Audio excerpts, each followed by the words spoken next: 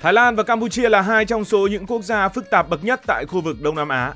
Thái Lan thì giáp với 4 nước, đó là Myanmar ở phía Tây và Tây Bắc, Lào ở phía Đông và Đông Bắc, Campuchia ở phía Đông Nam, Malaysia ở phía Nam. Ngoài ra Thái Lan còn giáp một nước nữa, đó là nước biển. Đất nước này và Campuchia thì chia sẻ đường biên giới dài hơn 800 km, kéo dài từ vùng rừng núi Đắc Rây ở phía Bắc xuống tận vịnh Thái Lan ở phía Nam.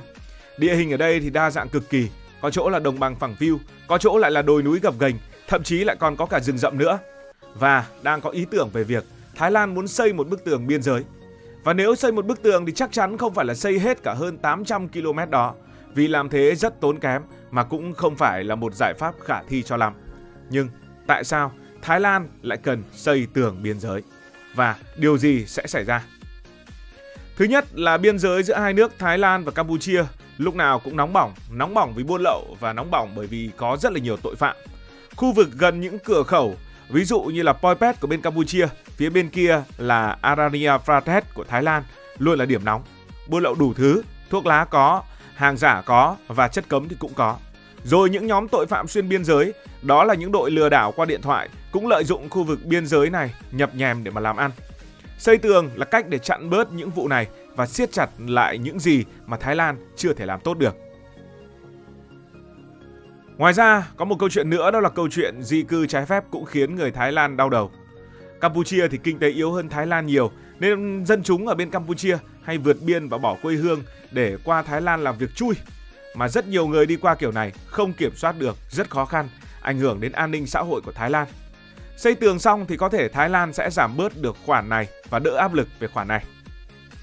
Tiếp nữa, Thái Lan đang chịu sức ép từ quốc tế, nhất là bên Trung Quốc, để đập tan những tổ chức tội phạm xuyên quốc gia. Những nhóm này thì hay núp bóng ở vùng biên, buôn người, lừa đảo.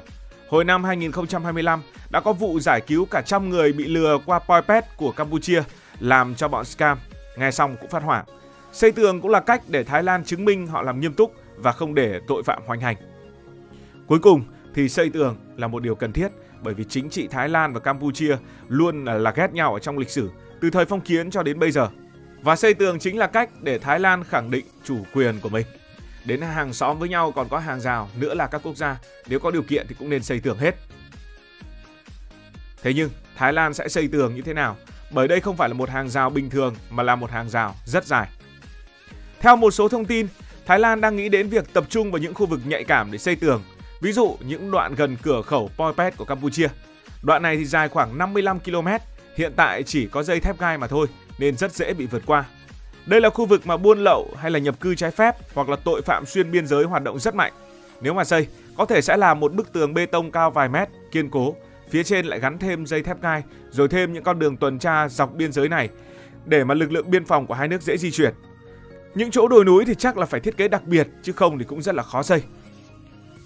Mà địa hình ở đây thì không chỉ ảnh hưởng đến việc xây dựng.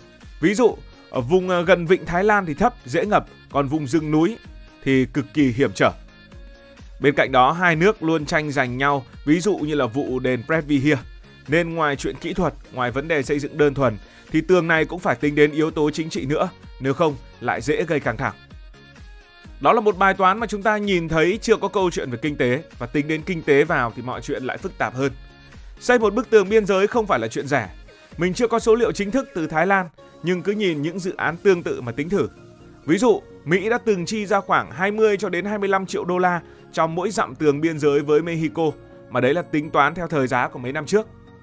Nếu mà Thái Lan xây bức tường dài 55 km, quy đổi ra khoảng 34 dặm, thì chi phí có thể lên đến vài trăm triệu đô la Mỹ, chưa kể tiền bảo trì, tiền vận hành, rồi lắp thêm camera, lắp thêm cảm biến các kiểu.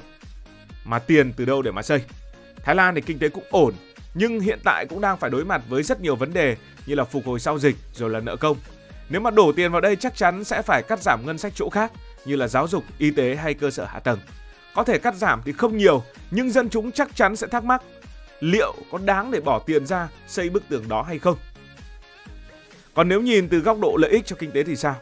Ý tưởng xây tường này chủ yếu để kiểm soát biên giới, giảm buôn lậu và nhập cư. Buôn lậu thì ở khu vực này nhiều lắm, từ hàng hóa các loại như đã kể. Và nếu giảm được buôn lậu, Thái Lan có thể bảo vệ được nguồn thuế và tăng thu ngân sách. Chưa kể, nhập cư trái phép cũng làm đau đầu chính phủ Thái Lan, vì nhiều người vào làm chui chắc chắn là không đóng thuế, mà lại tạo áp lực ngược lên hệ thống phúc lợi xã hội của Thái Lan. Nếu tường mà hiệu quả, có thể tiết kiệm được kha khá chi phí quản lý biên giới dài hạn. Nhưng tất nhiên không phải ai cũng đồng ý. Một số ý kiến cho rằng tiền này thay vì xây tường thì hãy đổ vào phát triển kinh tế vùng biên, kiểu xây đường, mở chợ biên giới, tạo việc làm cho dân địa phương thì hiệu quả chắc chắn sẽ tốt lên. Vì dân nghèo họ mới đi buôn lậu hoặc là vượt biên, chứ có việc làm ổn định, có chợ, có chỗ để phát triển thì không ai muốn liều mạng cả. Một câu hỏi lớn được đặt ra là giả sử bức tường có hình thành thật thì vấn đề có được giải quyết hay không? Chắc chắn là sẽ được giải quyết, nhưng mà triệt để hay không thì chưa rõ. Trước tiên hãy nhìn vào góc độ tích cực. Một bức tường kiên cố kết hợp với công nghệ như camera, cảm biến rồi tăng cường tuần tra chắc chắn sẽ làm khó những nhóm buôn lậu hay những tay vượt biên. Ví dụ ở khu vực gần với Poi Pet của Campuchia, nơi mà hiện tại chỉ có dây thép gai, nếu có tường cao, chắc chắn những người muốn vượt sẽ phải nghĩ lại. Nó cũng gửi tín hiệu mạnh mẽ rằng Thái Lan đang rất nghiêm túc với việc kiểm soát biên giới, đừng có mà đùa với người Thái. Nhưng đời không phải là mơ. Thứ nhất là tội phạm thì lúc nào cũng tìm cách để thích nghi. Xây tường thì chúng có thể đào hầm, leo thang hay tìm cách đi vòng qua những đoạn mà không có tường. Mỹ xây tường với Mexico bao nhiêu năm rồi mà hàng lậu, người lậu vẫn cứ ầm qua vào đó thôi. Thứ hai, gốc rễ của vấn đề là gì? Là chênh lệch kinh tế giữa hai nước. Campuchia nghèo, Thái Lan giàu hơi, nên dân chúng bên đó qua Thái làm việc cũng là chuyện bình thường. Xây tường mà không giải quyết được cái gốc thì cũng chỉ là chữa cháy bề ngoài mà thôi. Rồi còn vấn đề ngoại giao nữa. Thái Lan và Campuchia từng có rất nhiều vụ rồi. Nếu mà Thái Lan tự nhiên xây tường rồi lại không bàn bạc kỹ với Campuchia thì chắc chắn là sẽ rất căng thẳng. Campuchia có thể nghĩ, xây tường để làm gì, hay là thiếu tôn trọng Campuchia à? Nếu hai bên không hợp tác chặt chẽ thì tường cũng khó mà hiệu quả.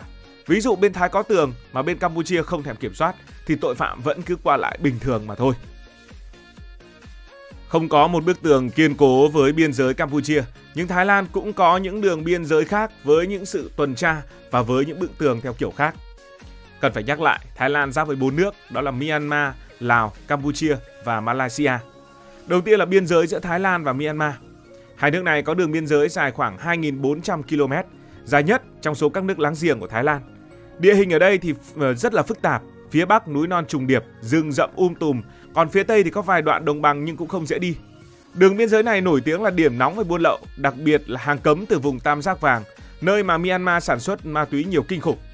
Ngoài ra còn có di cư trái phép, vì bên Myanmar chiến sự liên miên nên dân chúng chạy sang Thái Lan kiếm việc làm rất nhiều. Vậy nên Thái Lan có một số đoạn làm rào chắn kiểu như dây thép gai hoặc là hàng rào bê tông thấp, tập trung ở những khu vực nhạy cảm. Nhưng mà tường xịn kiểu bao cả biên giới thì chắc chắn là chưa có, vì địa hình khó, tiền thì tốn mà cũng khó kiểm soát hết được, dài đến 2.400 km đường biên giới cơ mà. Hiện tại thì họ chủ yếu tăng cường tuần tra, lắp thêm mấy trạm kiểm soát kiểu như chữa cháy tạm thời mà thôi. Tiếp theo là biên giới Thái Lan với Malaysia nằm ở phía nam của đất nước. Đoạn này dài khoảng hơn 500 km. Địa hình ở đây cũng đa dạng, có chỗ thì rừng nhiệt đới dày đặc, có chỗ là đồi thấp, thậm chí có cả sông Golok làm ranh giới tự nhiên. Biên giới này thì hơi căng vì ở phía nam Thái Lan có xung đột tôn giáo và sắc tộc lâu năm. Những nhóm phiến quân hoạt động rất mạnh nên chính phủ Thái Lan phải làm chặt an ninh. Từ hồi những năm 2000, Thái Lan có xây một số đoạn rào chắn, chủ yếu là dây thép gai, dài khoảng vài chục km, tập trung ở những khu vực hay có vượt biên. Ví dụ gần cửa khẩu Sa Đao, họ làm rào chắn để kiểm soát người qua lại chặt hơn, nhưng không phải là tường lớn và kiên cố. Dù vậy, mấy vấn đề này thì cũng lúc nào làm cho người Thái Lan nhức nhối. Và cuối cùng, có một đoạn biên giới giúp cho người Thái Lan cảm thấy dễ thở nhất, đó là biên giới với Lào.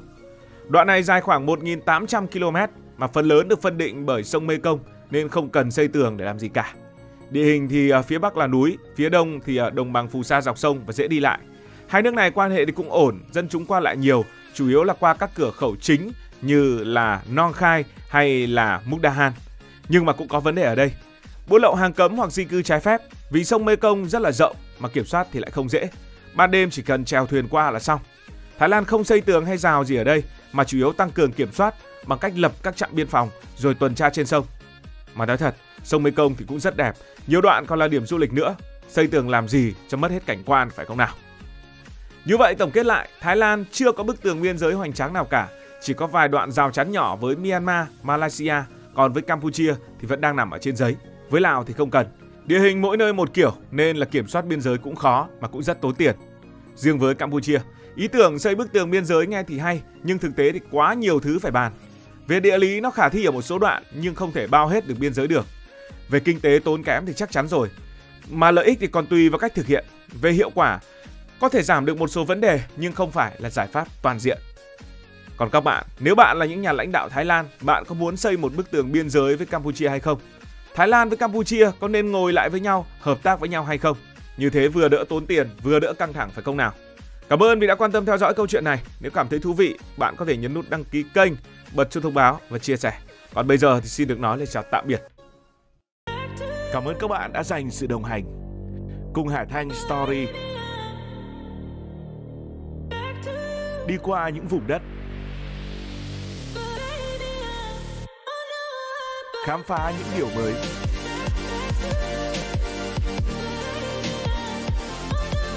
Đừng ngần ngại, hãy để lại những góp ý và xin được hẹn gặp lại.